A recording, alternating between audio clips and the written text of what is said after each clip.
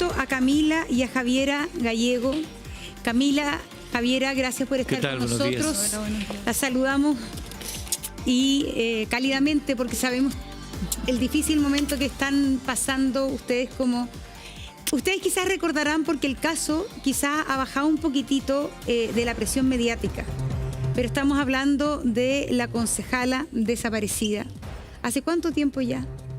El 14 de noviembre se cumplen 5 meses. 5 meses ya. Qué increíble cómo pasa el tiempo. Sí, pues y es lo que ha pasado con muchos casos de desapariciones, que al principio las cámaras están encima, pero se va perdiendo un poco el rastro. Porque no solamente una concejala, es la madre de ustedes.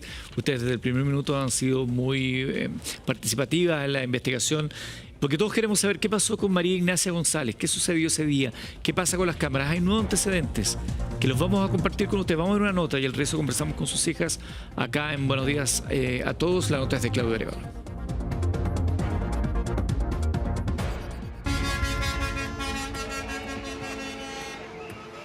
la verdad y por la justicia.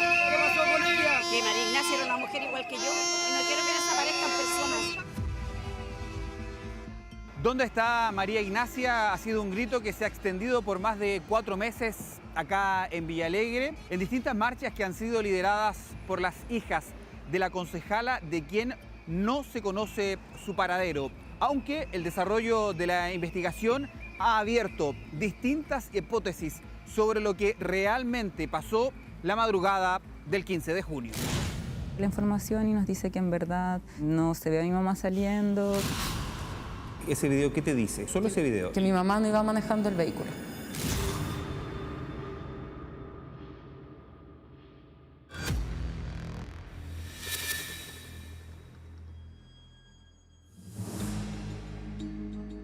Después de casi 5 meses revelamos las que serían las últimas imágenes de María Ignacia González antes de su desaparición. Son casi las 7 de la tarde del 14 de junio pasado y la concejala de Villalegre sale de su casa para reunirse con amigos.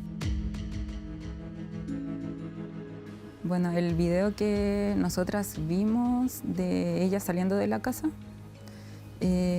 pudimos corroborar que ella andaba con un poncho encima. Ya no logro identificar qué color, pero imagino como medio beige, ella usaba como esos colores cafés. Y la otra información de la ropa con la que andaba es de las personas que estuvieron con ella esa noche, ya de la prima y de esta pareja. En una investigación compleja y en curso como esta, todos los detalles de su vestimenta o los horarios resultan fundamentales. Desde el hogar de la dirigenta hasta la casa de sus amigos son apenas 1 o 2 minutos en vehículo.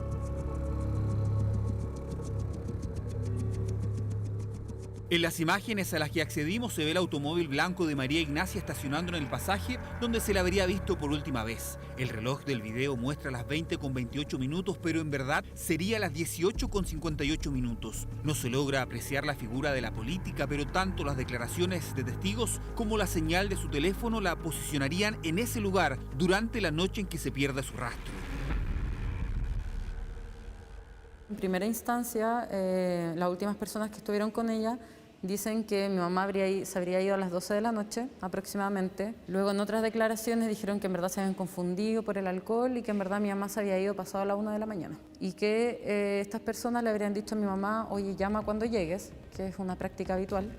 Entonces mi mamá habría hecho una llamada a las 2 mujeres que estaban en esa casa ese día y que en verdad se dieron cuenta 1 hora después, momento en el que le devuelven el llamado, pero el teléfono ya estaba apagado.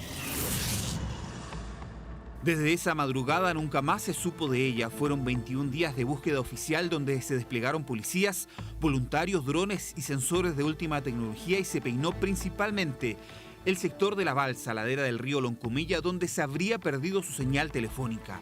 La atención se centró en Villalegre, mientras sus hijas Javiera y Camila lideraron sendas marchas, siempre bajo el supuesto de que María Ignacia estaba al interior del auto esa noche y madrugada del 15 de junio. Efectivamente, el primer fiscal, nosotros le preguntamos a él si es que mi mamá iba tambaleando cuando se subió al auto o si iba agitada, y él nos dice que mi mamá se sube con normalidad al vehículo, que se veía tranquila. Entonces no tenía sentido para nosotras hasta que pasado el mes nosotras logramos ver los videos y nos damos cuenta que en verdad el vehículo quedaba fuera de foco y solo se veía la cola del vehículo. Esta es la secuencia clave que vieron sus hijas, un registro a la que tuvo acceso 24 horas de reportajes. Sería las 2:07 de la mañana y en la esquina se aprecia el movimiento del vehículo de María Ignacia, aunque, tal como dice Javiera, no se puede confirmar que sea su madre, ni tampoco de que la concejala se encuentre al interior del automóvil.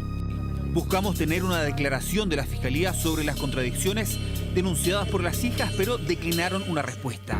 Eso sí, 1 mes y medio después de la desaparición de la política, finalmente se determinó cambiar al persecutor que había iniciado la investigación. No se ve a mi mamá saliendo, que había sido un error de parte de él o incluso de nosotras, como que habíamos entendido mal en algún momento, también nos dijo. Pero esa información, o sea, estaba mi hermana presente, estaba una tía, estaba una prima. Somos varias personas las que podemos decir sí, el primer fiscal, Patricio Caroca, dijo esto. Ella, de alguna forma, en algún lugar de ese pasaje fue reducida y que de ahí no salió por su voluntad. Mi mamá es imposible que fuera manejando el vehículo. El sol y los días transcurridos han ido destiñendo las cientos de fotografías pegadas acá en Villalegre con su figura. La ausencia de la concejala se nota para quienes han estado cerca en su vida personal, política y los últimos días antes de que se esfumara su rastro. Ahora, con lo que está pasando, que muchas personas se olviden cómo era ella, sus propios concejales, porque yo te lo doy pero firmado, esto le hubiera pasado a cualquier otro concejal, ella hubiera sido la primera que hubiera estado ahí haciendo pero todo lo humanamente posible por encontrar a esa persona. Calificada como prueba directa e intransigente ante las malas prácticas, la concejala demócrata cristiana había generado opositores en la zona. 3 veces electa por la comuna, una de sus últimas intervenciones en el Consejo apuntaba a la revelación de licencias médicas falsas que dio a conocer la Contraloría. En un momento ella no es que se levante, sino que pone las manos como sobre la mesa. Me acuerdo mucho de que estaba como el tema de las licencias médicas. Se pone sobre la mesa y dice, apuntando con el dedo, aquí cae uno, y caen todos. Esa tenacidad de María Ignacia la llevó a firmar junto a otros concejales un requerimiento ante el Tribunal Electoral Regional contra el anterior alcalde de Villalegre por presuntas irregularidades cometidas en su administración y quien descartó una entrevista. En este documento, al que pudimos revisar como 24 horas reportajes, se señalan sospechas en las licitaciones por luminarias eléctricas, presuntas ilegalidades en contrataciones y horas extras, así como la posible compra irregular de un terreno. Todo fechado el 4 de junio, 10 días antes de la desaparición, y donde aparece estampada la rúbrica de la concejala. Estaba viendo un tema de unas luminarias que en verdad fue una contratación que se hizo en la administración anterior por cientos de millones y esa empresa llevaba recién 1 mes constituida. Esa es una. Otra era que ella quería que todas las personas que venían en la lista por el tema de las licencias tuvieran la misma sanción. No quería que porque alguien estuviera en un puesto de mayor poder no pagara igual que otra persona. La comunidad le pedía, ella lo planteaba en el Consejo. Y además, si de repente a ella le parecía que algo no estaba de acuerdo, o sea, no cuadraba en cuanto a cantidad de valor a pagar por algo, ella lo decía. Son preocupantes, bueno, pero hay que esperar que Contraloría y Fiscalía den lo que resuelven en realidad. Nosotros solamente cumplimos si nos citan, hacen las declaraciones que corresponden. Sí, estaba mucho más reservada que hace un tiempo atrás. Ya de repente, no sé, estábamos compartiendo acá con mi hermana, con ella, y le preguntábamos ya, pero ¿qué pasó hoy día? No sé, en el consejo, siempre tratando de conversar. Y nos decían, no, ya no, después, no les puedo decir. Ella dijo que ella pensaba que tu teléfono estaba intervenido. ¿En serio? Sí, ella dijo que ella pensaba que su teléfono estaba intervenido. Hasta Hasta ahora hemos mostrado que el vehículo de María Ignacia salió desde su casa en Calle España y llegó al pasaje donde se reunió con amigos y cercanos. Los registros inéditos nos muestran el resto del trayecto que sigue el automóvil luego de la junta, aunque sin tener la certeza de que se trata de María Ignacia quien conduce o está al interior. El vehículo avanza a toda velocidad por la calle Malaquías Concha, pasando a las 2:09 minutos por la esquina Artesanos, y solo se logra apreciar fugazmente este color en el puesto del conductor. Pero el video muestra, se ve una franja rojiza que bien podría ser el reflejo de la luz.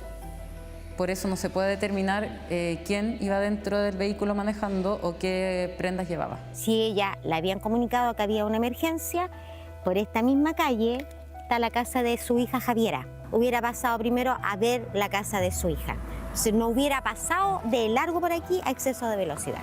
¿Te llamó la atención ese...? Sí, no, yo dije de un principio cuando vi la imagen que era el vehículo de la señora María Ignacia, es imposible, porque iba con mucha velocidad y ella no manejaba a esa velocidad. Alta velocidad que se repite en este quinto registro. Su vehículo avanza por Malaquías Concha con las luces neblineras encendidas, aunque no hay posibilidad de reconocerla ni que sea ella quien conduce. 7 segundos después, este sería el último video que hay de María Ignacia, o al menos de su automóvil. O sea, lo primero que me vino a la mente es como mi mamá no va manejando ese auto. Y mi mamá no maneja a tal velocidad, no maneja rápido, menos si se tomó unas copas de vino, menos en la noche, que igual tenía problemas de visión. El primer pensamiento fue ese, como mi mamá no va manejando ese auto. Para ti, en la conclusión, ¿ese video qué te dice? Solo ese video. Que mi mamá no iba manejando el vehículo. La larga calle Malaquías Concha desemboca en una vía pavimentada y semioscura hacia la balsa donde habría sido detectada la última señal de teléfono de María Ignacia. Se especuló que en su último trayecto iba en ayuda por una emergencia vecinal, aunque las precipitaciones comenzaron recién el domingo. La investigación no descarta nada. Se han rastreado varios puntos de interés siguiendo el cauce del río Loncomilla ante un posible accidente con el vehículo, así como una presunta desgracia por intervención de terceros, la teoría que más encaja para el círculo de María Ignacia. ¿Qué creo que pasó? Que la secuestraron. Que tiene que ser a lo mejor una persona muy cercana. Porque ella era muy desconfiada, sobre todo por el horario que te digo yo, si a mí en lo personal no me cuadra el horario de la desaparición. De que aquí estamos hablando de personas muy violentas, personas muy malvadas, yo diría que psicópatas. Se han interceptado teléfonos, revisado las cuentas de la concejala y entrevistado a todos quienes la vieron por última vez, así como sus cercanos. También se tomaron declaraciones de los adultos quienes compartieron con ella en esta casa por última vez antes de su desaparición y quienes siguen sin hablar públicamente. ¡Aló! Me da pena. He contenido las lágrimas, pero ella no merecía lo que está pasando. Ni siquiera tenemos un cuerpo al que velar, no tenemos verdad, y yo lo que más quiero ahora en este momento es como saber lo que pasó y saber quiénes están detrás de esto. Ni siquiera tengo la certeza de que voy a poder encontrar el cuerpo. Han marchado en Villa Alegre, Santiago, han cortado rutas en busca de justicia. Casi 5 meses y aún no se sabe qué pasó con esta madre, amiga, concejala, la primera política desaparecida en democracia y de quien no se ha encontrado ninguna pertenencia. Estos registros instalan las dudas sobre el real último destino de la concejala. Son sus hijas, las amigas y personas que han admirado su carácter quienes mantienen el fuego de la justicia encendido, de que pronto se va a saber la verdad y que en ese camino siguen recordándola, a María Ignacia, aferradas a que solo muere quien es olvidado.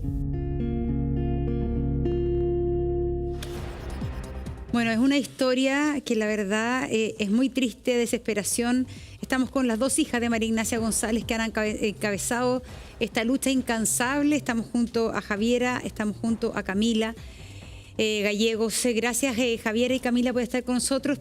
En el reportaje de Claudio Arévalo, que veíamos del equipo de investigación de 24 horas, aparecen imágenes nuevas que parece ser a ustedes les relevarían alguna pista de nuevos datos en esta investigación. ¿Qué les dice a ustedes estas nuevas imágenes? Javiera o Camila, la que quiera contestar. Bueno, seguimos manteniendo hasta el día de hoy ya volver a ver las imágenes, porque ya nosotras las tenemos en nuestro poder, que mi mamá no salió manejando ese auto. O sea, con mi hermana tenemos la certeza de eso. Como hemos repetido en otras declaraciones, va a una alta velocidad, va con las luces apagadas. Ella, por las declaraciones de las personas que estuvieron con ella esa noche, habrían tomado vino. Entonces, a esa velocidad, haberse tomado unas copas de vino, menos. Como que mi mamá de verdad era muy cautelosa con eso, sobre todo si era de noche, sobre todo si venía un temporal. Entonces, al ver las imágenes es como, no, ella no sabemos si algo pasó en ese pasaje, se le interceptaron cuando ella se iba subiendo al auto, pero tenemos la certeza que ella no iba manejando. Hay un antecedente que se suma para dudar de lo que ha venido ocurriendo, que es que la madre de ustedes les había señalado que ella creía que su teléfono estaba intervenido. Claro, ella venía más o menos desde el año pasado manifestándonos esto, y nosotras nunca lo tomamos en serio, también como que nos daba un poco de risa, como de dónde saca eso, que tiene el teléfono interceptado o por qué. Y realmente yo creo que nunca le tomamos el peso porque tampoco sabíamos como qué tan grave eran las situaciones que ella estaba denunciando. Nosotras sabíamos que ella estaba denunciando, por ejemplo, compras a muy alto costo de terrenos para uso municipal, para un futuro CESFAM.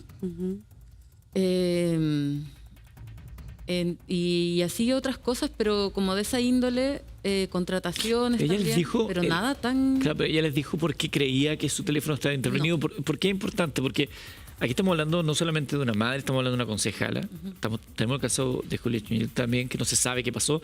Pues, estamos hablando eventualmente de violencia política, claro, ante dos mujeres que ejercen la política. Por eso te lo pregunto, porque esa tesis que podría estar ahí medio como en el cajón de lo curioso, por eso te pregunto, ¿qué decía ella de por qué sentía que su teléfono estaba intervenido? ¿Escuchaba algún sonido raro? Yo creo que alguien se lo tiene que haber dicho, y también alguien le tiene que haber dicho que si realizaba llamadas por WhatsApp, estas no eran escuchadas. Porque ella, el último tiempo, sí, todas las llamadas las hacía por WhatsApp. Y eso no es una información que ella podría tener. O sea, ella era una mujer súper activa mentalmente y físicamente, pero no era alguien que como que supiera de tecnología, no sabía manejar su Facebook, ni con suerte su correo electrónico, y había gente del municipio que le ayudaba a manejar redes sociales, pero no era algo que ella iba a saber porque sí. Alguien se lo tiene que haber. ¿Ustedes sienten que hay gente que sabe, que tiene información y que no quiere hablar? Sí. Sí, sobre todo porque en declaraciones hay gente que da información confusa, información errónea en los horarios, y también omiten información. Entonces, como, ¿qué impulsaría a una persona a dar información errónea si está diciendo la verdad? Eso es lo que a nosotras no nos calza. ¿Y esa gente es persona del círculo de tu madre por el trabajo, por la campaña, por el partido, o es más bien parte de la municipalidad?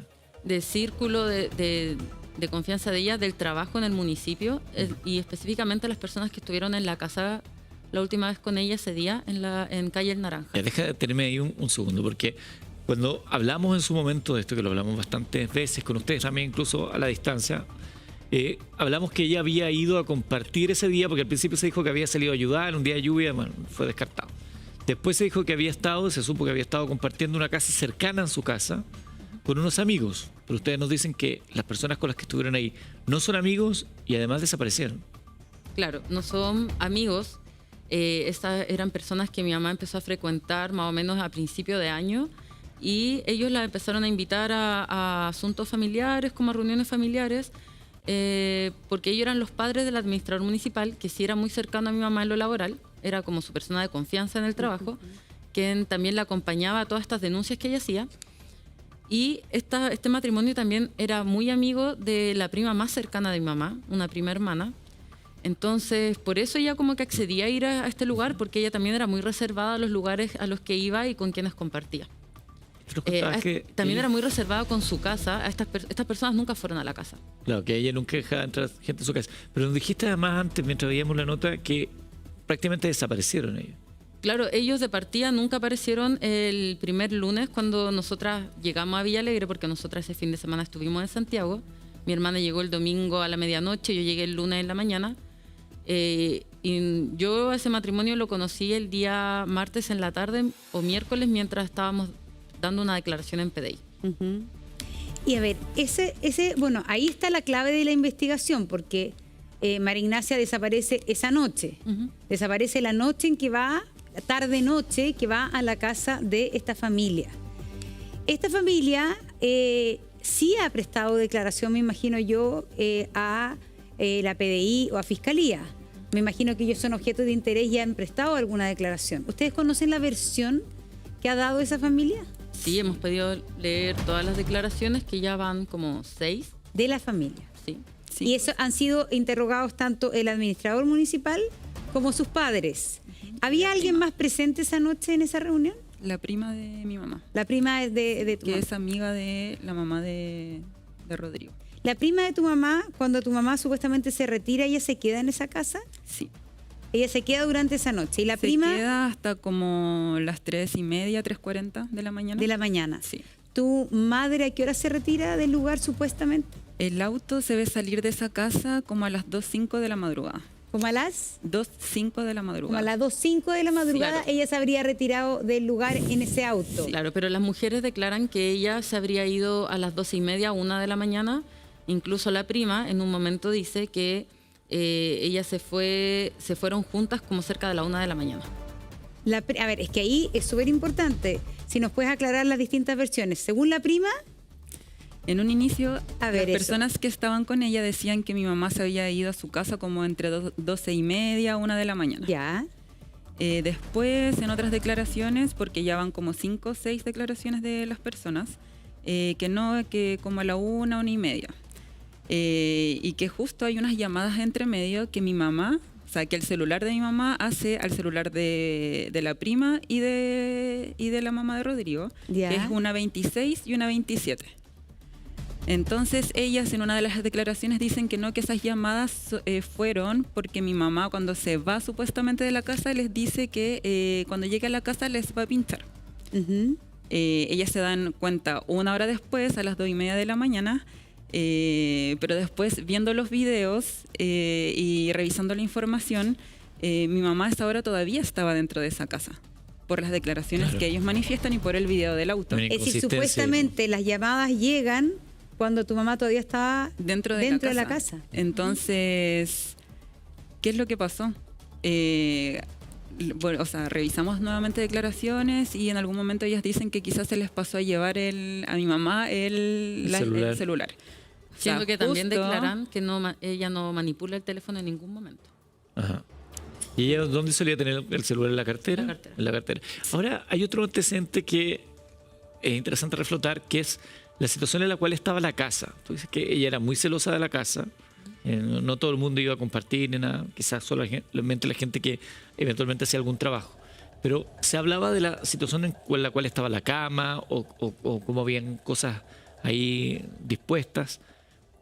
¿Qué le llama la atención algo de la casa, de cómo quedó la casa cuando ya se supo que había desaparecido?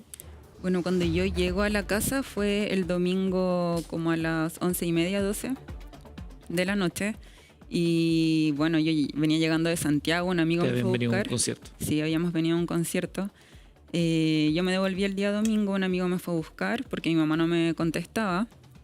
Y bueno, obviamente lo primero que hice fue ir a la casa, entré y en verdad estaba la cama hecha, estaba el pijama de mi mamá encima, estaba su pastillero en el velador. Entonces todo me hacía sentido de que ella salió, pero para volver prontamente. Ese escenario del pastillero, el pijama, ¿es como lo habitual de alguien que la prepara y no vuelve? ¿Ella solía hacer eso? No, ella solía preparar todo para cuando volviera a casa, o sea, tener todo listo y ya por eso, acostarse. Pero el pastillero ahí, el pijama, da la sensación de que ella lo dejó porque iba a volver. Sí. No que alguien lo puso. No. O sea, tu mamá tenía la habitualidad de hacer eso. Sí. Perfecto. Hay un tema bien importante respecto a las ¿qué pericias se han hecho en la casa donde tu madre estuvo las últimas horas que se sabe de ella, en la casa de este administrador municipal y sus padres? Bueno, la pericia que nosotras tenemos en conocimiento es que fue como allanamiento del lugar, pero recién a los 6-7 días. Entonces, obviamente, para nosotras es una inoperancia muy grande del equipo de PDI, porque si el último lugar de avistamiento de mi madre fue ese lugar, ellos tuvieron acceso a las cámaras el día lunes del negocio del frente. Entonces, ellos desde el primer momento se podrían haber dado cuenta de que mi mamá no se ve saliendo, no se ve subiendo al auto. ¿Qué es lo que muestran esas cámaras ya cuando el auto está en movimiento? Claro, como salía en la imagen, cuando llega mi mamá se ve ella manejando, que estaciona el auto, pero el auto queda desenfocado de la cámara. Y luego, a las 2:05 de la madrugada, se ve cuando el auto retrocede y se alcanza a ver solo el foco, uno de los focos del auto, y cuando ya sale, desaparece.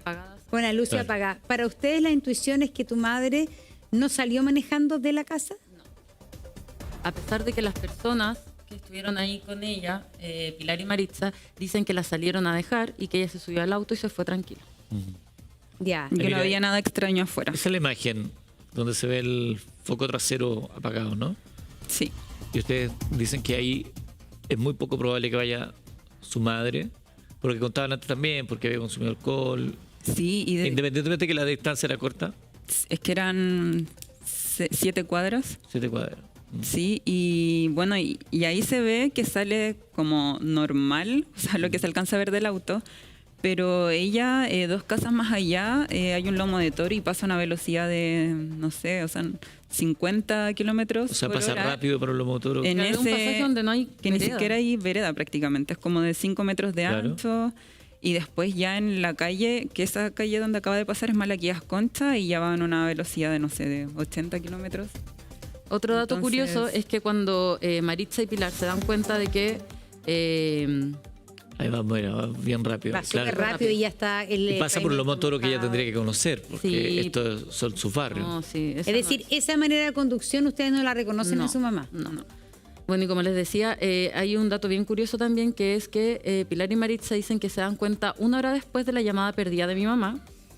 Entonces, primero Pilar la comienza a llamar como a las 2:20 de la mañana más o menos, y ahí el teléfono ya sonaba apagado, y la llama insistentemente de las 2:30 más o menos a las 3:30, 18 veces. Siendo que el teléfono todas las veces le sonó apagado, pero ella seguía insistiendo. Al otro día, cuando se levanta, vuelve a llamarla en la mañana 2 veces. Entonces nosotras no nos explicamos cómo, si era la prima hermana, que era cercana, que incluso el día viernes antes estuvo en la casa de mi tía tomando once, ¿cómo no se le ocurre llamar al cuñado de mi mamá, o llamarnos a nosotras, a una prima, o darle aviso a alguien? O ir a la casa. O ir a la casa, un horario, claro, que tenía un horario...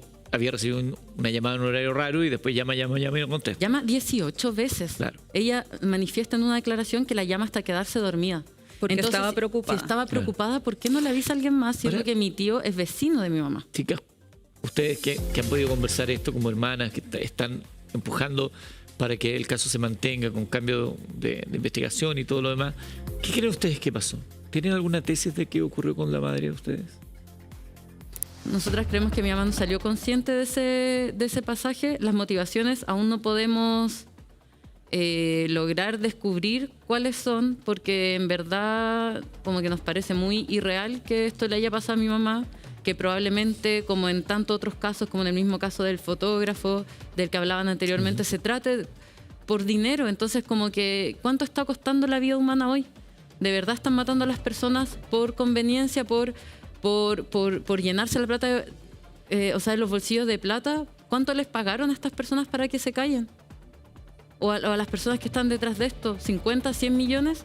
¿De verdad eso cuesta una vida? Como que eso me descoloca, y también como ver que como que realmente están pasando tantos casos violentos, como el que ustedes hablaban anteriormente, ahora el de mi mamá. Yo creo que las personas en su casa están todas cansadas de ver esto. Todo el mundo vive con miedo al ver tanta violencia, y que más encima no se haga justicia y nunca se llegue a la verdad. Julia Chuñil este domingo cumple 1 año de desaparecida y todavía no se logra dar con la verdad. Entonces, así hay tantos otros casos. El caso de mi mamá, lamentablemente, es la primera autoridad desaparecida en democracia. Pero anteriormente han habido asesinatos a autoridades. En Pichidegua, el concejal Tulio Rojas, en su tercer año, como en el periodo, en su tercer año, fue encontrado muerto con un disparo, el auto quemado. Posiblemente había motivaciones políticas, pero finalmente quedó como un robo de vehículo con homicidio. Hoy día la persona al menos está con presidio perpetuo calificado, pero así hay otros homicidios más en Chile que es una vergüenza cómo se tratan. Por ejemplo, ahí está el caso de un chico trans, Ever Albarrán, que ahora le rebajaron a 15 años a su asesino, quien además lo descuartizó y lo repartió por toda la ciudad en Los Ángeles. Bueno. Entonces, ¿cómo es posible que a una persona que comete un crimen así le den 15 años por buena conducta o porque no tenía como otros problemas, antecedentes? Y a la búsqueda en general se situó, toda la estrategia estos meses ha sido tratar de ubicar el auto. Sin embargo, ustedes nos decían mientras veíamos la nota, ustedes creen que aquí no se ha puesto énfasis en tratar de ubicar el cuerpo. ¿Por qué eso es importante? Es que, bueno, desde un comienzo, como decíamos anteriormente, sentimos que la investigación partió mal. O sea, de hecho partió en el río porque el administrador municipal, Rodrigo Cancino, tuvo acceso a cámaras, obviamente por petición de mi hermana. En ese momento él era una persona muy cercana a mi mamá. Iba a nuestra casa, iba a tomar once, iba a almorzar con mi mamá a veces. Entonces no es alguien con quien nosotras tuviéramos una relación, pero sí había una cercanía con ella. Mamá. Entonces y esta persona tiene acceso a las cámaras y dice que ve pasar el auto en dirección al río, y este es el primer antecedente que se entrega a Carabineros. Perdón, ¿ese antecedente lo entrega a Carabineros el día domingo? ¿Quién es él? El administrador municipal. Él es el hijo de aquellos con los que comparte en la casa, justamente de la cual ustedes mantienen sospechas. O sea, hay una cercanía entre... Sí. ¿Y cómo el administrador municipal sabe que se dirigió al río? ¿Él tiene acceso a cámaras? ¿De dónde saca esa información? Él esta noche se dirige al municipio, le pide a la persona que maneja las cámaras que revise, por favor, porque está la concejala María. ¿A qué hora es eso? Eso fue como a las 11. Sí, pero a las 11 de la noche del día siguiente. Domingo 15. Claro, porque tu mamá desaparece el sábado en la noche. Claro. Y el domingo se dan cuenta cuando tú llegas, cuando no va a la misa. Me acuerdo que había una persona que da la... Y él, cuando ya se entera de esto, va hasta el municipio, pide cámaras y aparece el auto blanco, aparece cerca del río.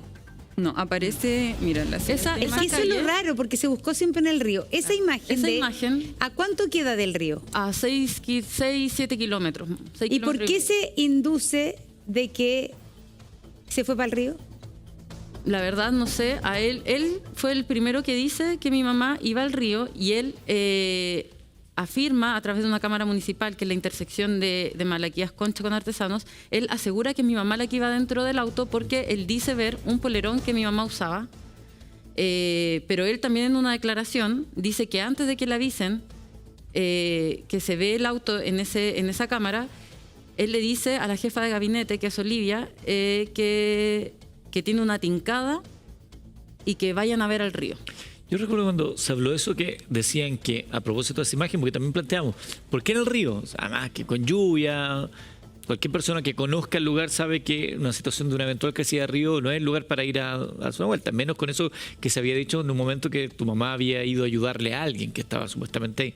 Pero yo recuerdo que en ese momento se dijo que ese camino indefectiblemente llegaba al río. O sea, que no había otra opción de pasar por ahí si es que no ibas al río o a la balsa. O claro, se puede llegar a la balsa, pero también se puede llegar a otros puntos del río por otros caminos. Y esa es justamente la cámara que Rodrigo Cancino dice que se ve que es mi mamá, y asegura que es ella la que iba manejando el vehículo. Esa cámara que, como ustedes ven, en verdad no se puede distinguir quién va adentro.